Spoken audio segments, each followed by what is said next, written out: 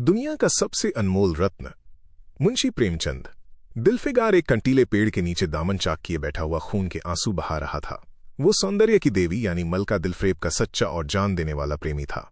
उन प्रेमियों में नहीं जो इत्र फुलेल में बसकर और शानदार कपड़ों से सजकर आशिक के वेश में माशूकियत का दम भरते हैं, बल्कि उन सीधे सादे भोले भाले फिदाइयों में जो जंगल और पहाड़ों से सर टकराते हैं और फरियाद मचाते फिरते हैं।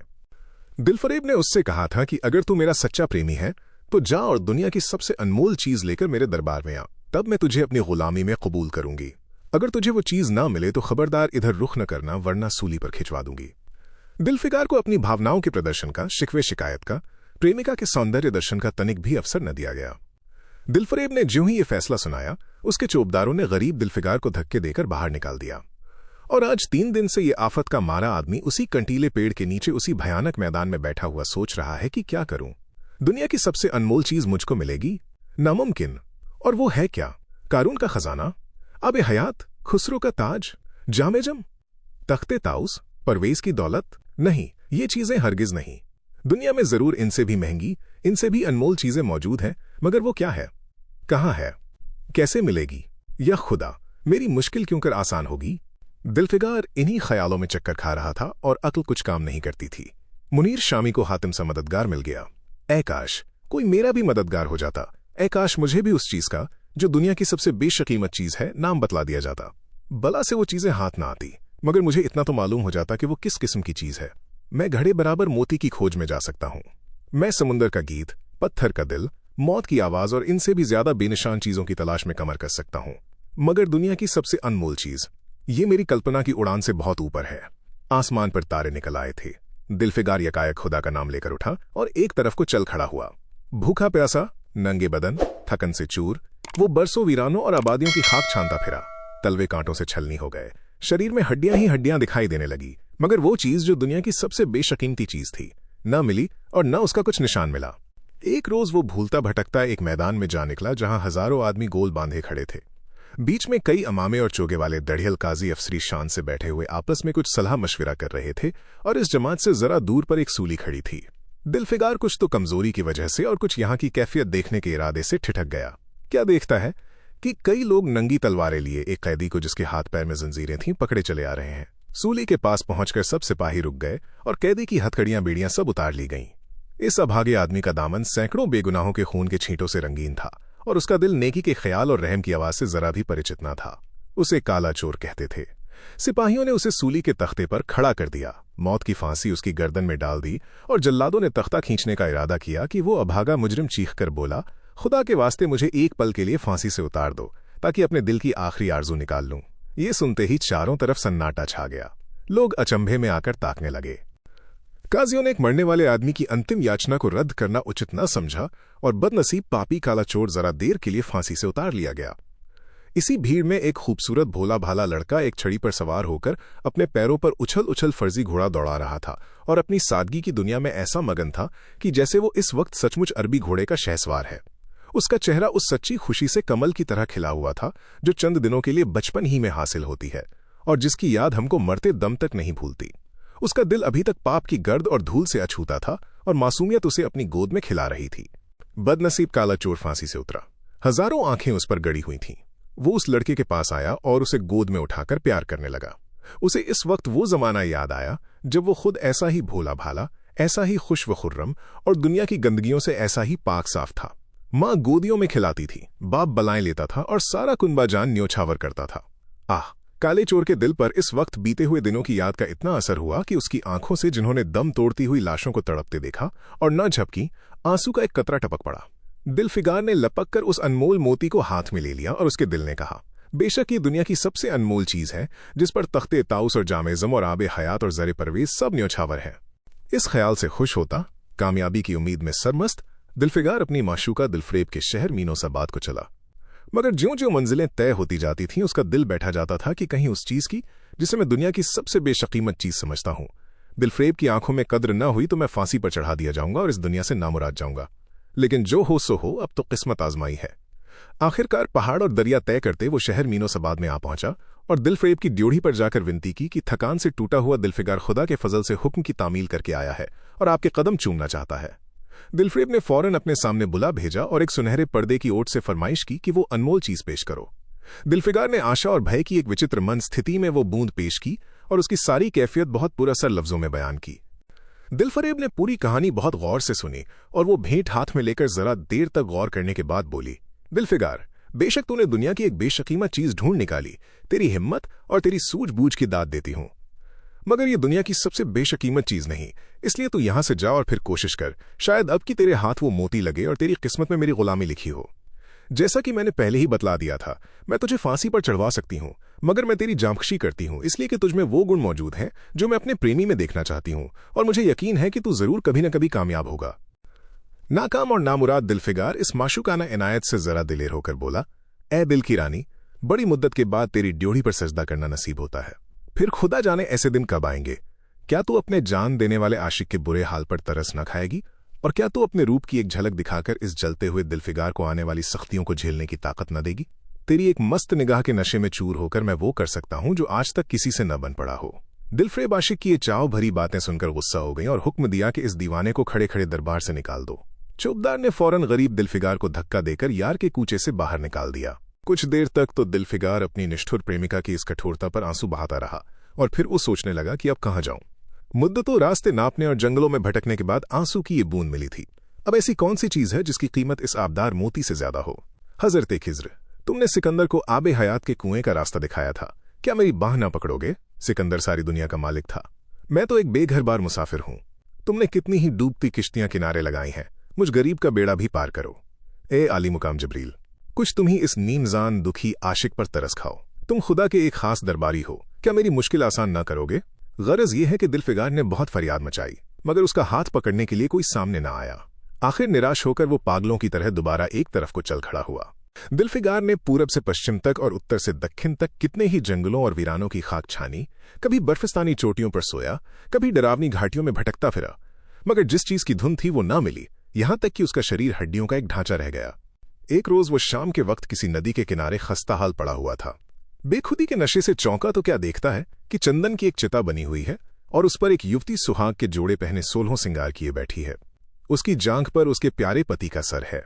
हजारों आदमी गोल बांधे खड़े हैं और फूलों की बरखा कर रहे हैं।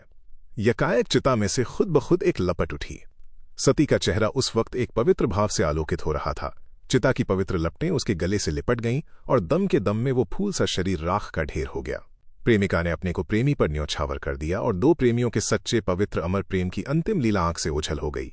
जब सब लोग अपने घरों को लौटे तो दिलफिगार चुपके से उठा और अपने चाक दामन कुर्ते में ये राख का ढेर समेट लिया और इस मुट्ठी भर राख को दुनिया की सबसे अनमोल चीज समझता हुआ सफलता के नशे में चूर यार के कूचे की तरफ चला। अब की ज्यों-ज्यों वो मंजिल के करीब आता था उसकी हिम्मत बढ़ती जाती थी। कोई उसके दिल में बैठा हुआ कह रहा था, अब की तेरी जीत है, और इस ख्याल ने उसके दिल को जो जो सपने दिखाए उनकी चर्चा व्यर्थ है। आखिरकार वो शहर मीनोसाबाद में दाखिल हुआ और दिलफ्रेब की ऊंची ड्योढ़ी पर जाकर खबर दी कि दिलफिगार सुर्ख रूह होकर लौटा है और हुजूर के सामने आना चाहता है।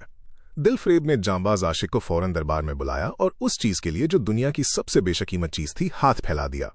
दिलफिगार ने हिम्मत करके उसकी चांदी जैसे कलाई को चूम लिया और मुट्ठी भर राख को उसकी हथेली में रखकर सारी कैफियत दिल को पिघला देने वाले लफ्जों में कह सुनाई और अपनी सुंदर प्रेमिका के होठों से अपनी किस्मत का मुबारक फैसला सुनने के लिए इंतजार करने लगा। दिलफ्रेब ने उस मुट्ठी भर राख को आंखों से लगा लिया और कुछ देर तक विचारों के सागर में डूबे रहने के बाद बोली, ए जान निछावर करने वाले आशिक दिलफिगार, बेशक ये राख जो तू लाया है, जिसमें लोहे को सोना कर देने की सिफत है, दुनिया की बहुत बेशकीमत चीज है, और मैं सच्चे दिल से तेरी एहसानमंद हूं कि तूने ऐसी अनमोल भेंट मुझे दी, मगर दुनिया में इससे भी ज्यादा अनमोल कोई चीज है। जा उसे तलाश कर और तब मेरे पास आ। मैं तहे दिल से दुआ करती हूं कि खुदा तुझे कामयाब करे। ये कहकर वो सुनहरे पर्दे से बाहर आई और माशूकाना अदा से अपने रूप का जलवा दिखाकर फिर नजरों से ओझल हो गई। एक बिजली सी कौंधी और फिर बादलों के पर्दे में छिप गई। अभी दिलफिगार के होश हवास ठिकाने पर न आने पाए थे कि चोबदार ने मुलायमियत से उसका हाथ पकड़कर यार के कूचे से उसको निकाल दिया और फिर तीसरी बार वो प्रेम का पुजारी निराशा के अथाह समुंदर में गोता खाने लगा। दिलफिगार का हियाव छूट गया। उसे यकीन हो गया कि मैं दुनिया में उसी तरह नाशाद और नामुराद मर जाने के लिए पैदा किया गया था और अब इसके सिवा और कोई चारा नहीं कि किसी पहाड़ पर चढ़कर नीचे कूद पड़ूं ताकि माशूक के जुल्मों की फरियाद करने के लिए एक हड्डी भी बाकी न रहे। वो दीवाने की तरह उठा और गिरता पड़ता एक गगनचुंबी पहाड़ की चोटी पर जा पहुंचा। किसी और समय वो ऐसे ऊंचे पहाड़ पर चढ़ने का साहस न कर सकता था, मगर इस वक्त जान देने के जोश में उसे वो पहाड़ एक मामूली टेकरी से ज्यादा ऊंचा न नजर आया। करीब था कि वो नीचे कूद पड़े कि हरे हरे कपड़े पहने हुए और हरा अमामा बांधे एक बुजुर्ग एक हाथ में तस्बीह और दूसरे हाथ में लाठी लिए बरामद हुए और हिम्मत बढ़ाने वाले स्वर में बोले, दिलफिगार, नादान दिलफिगार, ये क्या बुज़दिलों जैसी हरकत है? तू मोहब्बत का दावा करता है और तुझे इतनी भी खबर नहीं कि मजबूत इरादा मोहब्बत के रास्ते की पहली मंजिल है। मर्द बनकर हिम्मत न हार। पूरब की तरफ एक देश है जिसका नाम हिंदुस्तान है, वहां जा और तेरी आरजू पूरी होगी। ये कहकर हजरत खिज्र गायब हो गए। दिलफिगार ने शुक्रिया की नमाज अदा की और ताज़ा हौसले, ताज़ा जोश और अलौकिक सहायता का सहारा पाकर खुश खुश पहाड़ से उतरा और हिंदुस्तान की तरफ चल पड़ा। मुद्दतों तक कांटों से भरे हुए जंगलों, आग बरसाने वाले रेगिस्तानों, कठिन घाटियों और अलंधे पर्वतों को तय करने के बाद दिलफिगार हिंद की पाक सरजमीन में दाखिल हुआ और एक ठंडे पानी के सोते में सफर की तकलीफें धोकर थकान के मारे नदी के किनारे लेट गया। शाम होते होते वो एक चटियल मैदान में पहुंचा जहां बेशुमार अधमरी और बेजान लाशें बिना कफन के पड़ी हुई थीं। चील, कौवे और वहशी दरिंदे भरे पड़े थे और सारा मैदान खून से लाल हो रहा था। ये डरावना दृश्य देखते ही दिलफिगार का जी दहल गया। या खुदा, किस मुसीबत में जान फंसी, मरने वालों को कराना, सिसकना और एड़ियां रगड़कर जान देना, दरिंदों का हड्डियों को नोचना और गोश्त के लोथड़ों को लेकर भागना। ऐसा हौलनाक सीन दिलफिगार ने कभी न देखा था। यकायक उसे ख्याल आया, ये लड़ाई का मैदान है और ये लाशें सूरमा सिपाहियों की हैं। इतने में करीब से कराहने की आवाज आई। दिलफिगार उस तरफ फिरा तो देखा कि एक लंबा तगड़ा आदमी जिसका मर्दाना चेहरा जान निकलने की कमजोरी से पीला हो गया है, जमीन पर सर झुकाए पड़ा हुआ है। सीने से खून का फव्वारा जारी है, मगर आबदार तलवार की मूठ पंजे से अलग नहीं हुई। दिलफिगार ने एक चीथड़ा लेकर घाव के मुंह पर रख दिया ताकि खून रुक जाए और बोला, ए जवामर्द, तू कौन है? जवामर्द, तू कौन है? जवामर्द ने यह सुनकर आंखें खोली और वीरों की तरह बोला, क्या तू नहीं जानता मैं कौन हूं? क्या तूने आज इस तलवार की काट नहीं देखी? मैं अपनी मां का बेटा और भारत का सपूत हूं।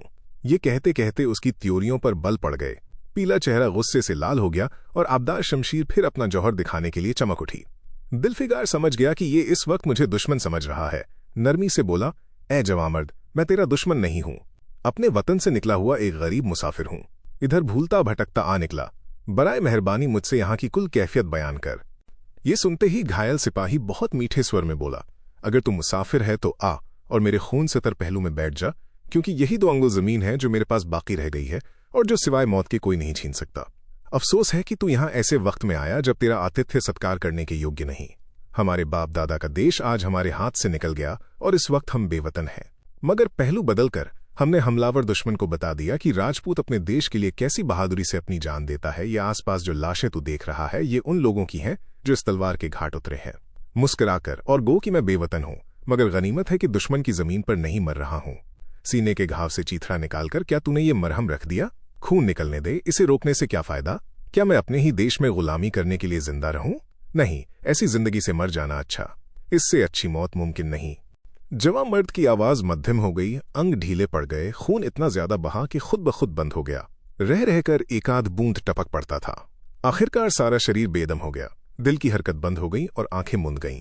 दिलफिगार ने समझा अब काम तमाम हो गया कि मरने वाले ने धीमे से कहा, भारत माता की जय, और उनके सीने से खून का आखिरी कतरा निकल पड़ा। एक सच्चे देशप्रेमी और देशभक्त ने देशभक्ति का हक अदा कर दिया।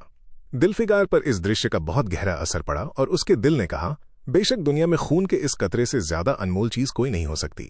उसने फौरन खून की बूंद को, जिसके आगे यमन का लाल हेच भी है, हाथ में ले लिया और इस दिलेर राजपूत की बहादुरी पर हैरत करता हुआ अपने वतन की तरफ रवाना हुआ और सख्तियां झेलता हुआ आखिरकार बहुत दिनों के बाद रूप की रानी मलका दिलफरेब की ड्योढ़ी पर जा पहुंचा और पैगाम दिया कि दिलफिगार सुरखरू और कामयाब होकर लौटा है और दरबार में हाजिर होना चाहता है।